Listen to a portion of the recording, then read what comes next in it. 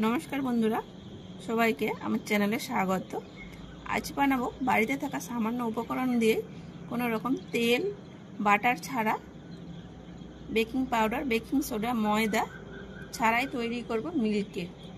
खूब सहजे बाड़ीते थाका सामान्य कयेकटी उपकरण दिए तैरी हबे, एमनकि कोनो रकम आमि आज एसेंस व्यवहार करब ना। चलुन ताहले रेसिपि शुरू करा जाक। সুজির মিল্ক কেক বানানোর জন্য প্রথমে দুধটাকে ফুটিয়ে নেব।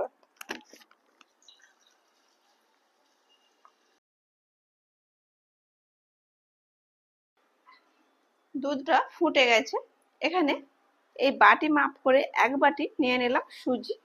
মোটা কিংবা পাতলা যে কোনো সুজি হলেই চলবে।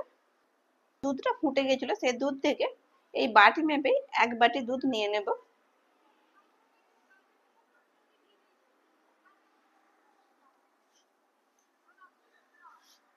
দুধটা একেবারে ফুটন্ত গরম হতে হবে, তবে এই সুজির মিল্ক কেকটা ভালো হবে। এতটাই গরম দেখে বুঝতে পারছেন আমি খালি হাতে ধরতে পারছি না। দুধটা দিয়ে এইভাবে মিশিয়ে নিলাম। যতটা পরিমাণ সুজি নিয়েছিলাম ততটা পরিমাণে দুধ দিয়ে দিলাম। ভালো করে দুধের সাথে সুজিটাকে মিশিয়ে নেব যেন কোনো অংশে শুকনো না থাকে। আর একটু দুধ দিয়ে দেব এই সময়।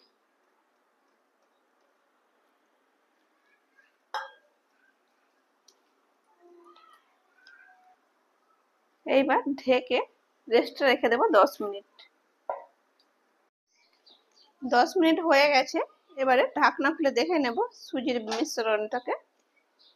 আগের থেকে সুজির মিশ্রণটা অনেকটাই ঘন হয়ে গেছে, দেখে বুঝতে পারছেন। এই সময় এর মধ্যে দিয়ে দেব পরিমাণ মতো চিনি। এখানে মিষ্টিটা আপনারা যেমন খান সেই অনুযায়ী দেবেন। আমি এখানে 1 কাপ সুজির জন্য হাফ কাপ চিনিকে গুঁড়ো করে নিয়েছি। আপনারা এখানে চিনির বদলে মিছরি কিংবা গুঁড়ো ব্যবহার করতে পারেন। পরিমাণ মতো দুধ দিয়ে এদিকে একটু পাতলা করে নেব। এখন যে দুধটা ব্যবহার করছি সম্পূর্ণ ঠান্ডা।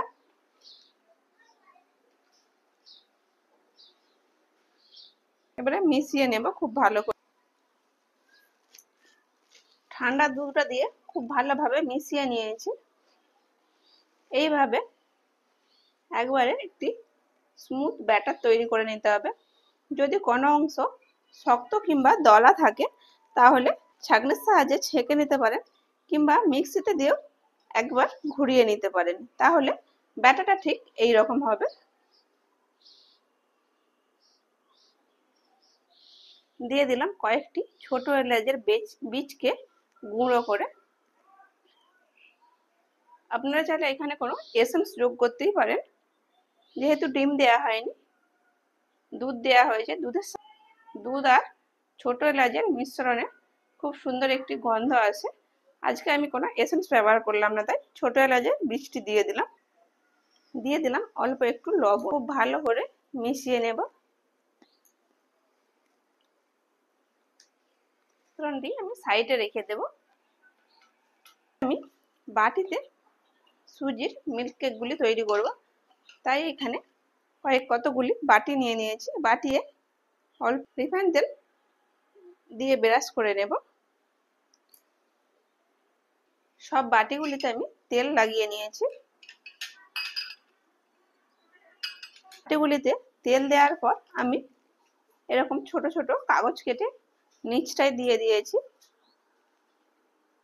ছোট ছোট কাগজ কেটে এরকম নিচটায় দিয়ে দিয়েছি, এর ফলে ডিমোল্ড করতে খুবই সুবিধা হবে। এই নিচেটায় একটা করে কাজু দিয়ে দেব আর কয়েকটা টুটি ফুটি দিয়ে দেব। এইভাবে সব বাটিগুলি সাজিয়ে নেব। অন্যদিকে গ্যাসের চুলায় একটি কড়া বসিয়ে দিয়েছি, তার উপরে একটি স্ট্যান্ড দিয়ে দিয়েছি। আমি কড়াইতে কোনো রকম বালু কিংবা লবণ দিইনি। আপনারা চাইলে বালি কিংবা লবণ দিয়ে এটিকে গরম করে নিতে পারেন। ঢেকে 10 মিনিট ফ্রি হিট করে নেব। এইভাবে বাটিগুলি আমি সাজিয়ে নিয়েছি। এইবারে এর মধ্যে 1 চামচ দিয়ে দিলাম ইনো, এটা লেমন ফ্লেভার। দিয়ে দেব কয়েক ফোঁটা জল। আজকে শুরুতেই বলেছি আমি কোনো রকম খাবার সোডা কিংবা বেকিং পাউডার ব্যবহার করব না, তাই আজকে ইনো দিয়ে এই মিল্ক কেকটা তৈরি করব। ইনোটাকে কেকের মিশ্রণের সাথে খুব ভালো করে এইভাবে মিশিয়ে নিতে হবে। ইনোটা দেওয়ার সাথে সাথে মিশ্রণটা কতটা ফ্লাফি হয়ে গেছে দেখুন।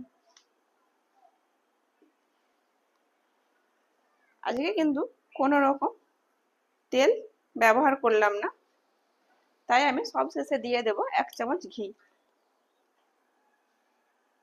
দিয়ে দিলাম 1 চামচ ঘি। ঘিটাকে দিয়েও খুব ভালোভাবে মিশিয়ে নেব।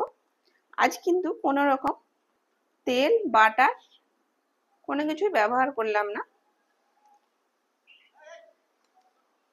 1 চামচ ঘি দিয়ে খুব সুন্দর তৈরি হয়ে যাবে এই মিল্ক কেকটা। আপনারা চাইলে এখানে যে ফ্রেশ এখানে ক্রিমও ব্যবহার করতে পারেন কিংবা দুধের সর। আমি এখানে কোনোটাই ব্যবহার করলাম না, একেবারে ঘরোয়াভাবে তৈরি করলাম। এবারে এই ব্যাটারটি 1 চামচ করে দিয়ে দেব।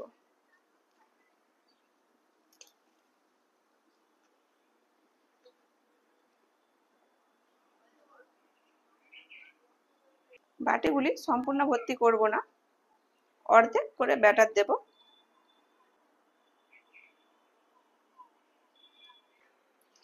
অর্ধেক করে ব্যাটার ভরলাম, ব্যাটারটা সম্পূর্ণ ভরলাম না। এবার একটু এভাবে ট্যাপ করে নেব।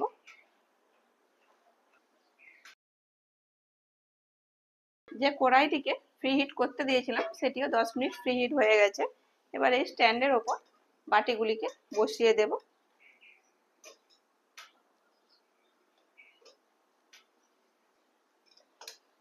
ঢেকে এটিকে বেক করে নেব। 12 থেকে 15 মিনিটের মধ্যে এগুলি খুব সুন্দর বেক হয়ে যাবে। ফিরে আসছি 12 থেকে 15 মিনিট পর। 10 মিনিট পর কেকটাকে চেক করেছিলাম, তখন একটু বাকি ছিল। আরো 2 মিনিট আমি বেক হতে দিয়েছি। এবার দেখে নেব কেকটা বেক হয়েছে কিনা।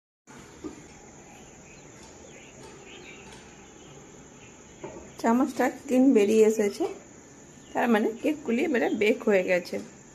হালকা ঠান্ডা করে তারপরে ডিমোল্ড করে নেব। বাটিগুলি ঠান্ডা হয়ে গেছে, এইবারে ডিমোল্ড করে নেব।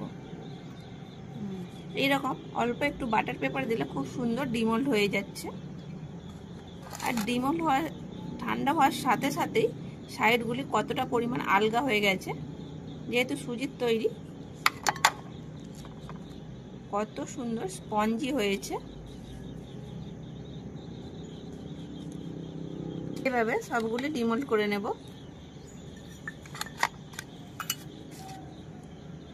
খুব সহজেই তৈরি হয়ে গেল মিল্ক কেক।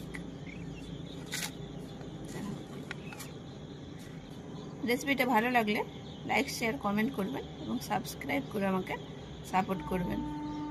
এতক্ষণ আপনাদের মূল্যবান সময় নিয়ে ভিডিওটা দেখার জন্য অনেক ধন্যবাদ।